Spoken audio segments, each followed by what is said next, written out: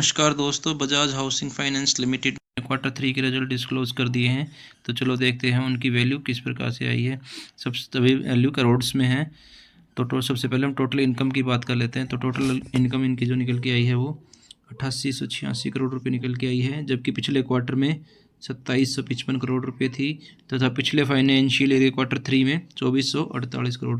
तो 2448 करोड़ से 2886 हुई है इनकी इनकम। तो इनकम बढ़ी है जब ईयरली ऑन ईयरली बेसिस पे, जबकि क्वार्टर ऑन क्वार्टर बेसिस पे भी इनकी सेल इनकम बढ़ी है।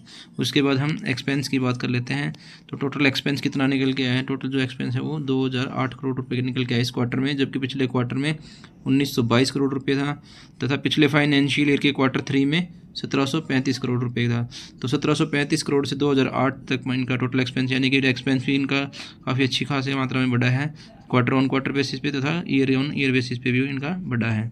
उसके बाद प्रॉफिट बिफोर टैक्स की बात कर लेते हैं। तो प्रॉफिट बिफोर टैक्स जो निकल के आया है वो 864 करोड़ रुपये निकल के आया है, जबकि पिछले क्वार्टर में 832 करोड़ था, जबकि पिछले फाइनेंशियल ईयर क्वार्टर 3 में 713 करोड़ रुपये का प्रॉफिट बिफोर टैक्स था। तो 713 करोड़ से 864 करोड़ एक साल ईयर ऑन ईयर बेसिस पे हुई है इनकी।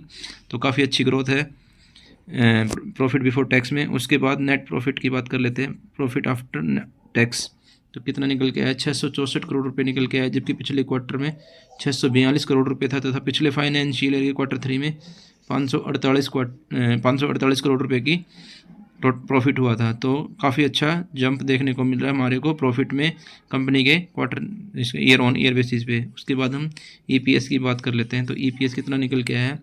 ईपीएस 0.80 निकल के आ रहा है, जबकि पिछले क्वार्टर में 0.77 था तथा पिछले फाइनेंशियल ईयर क्वार्टर 3 में 0.66 था।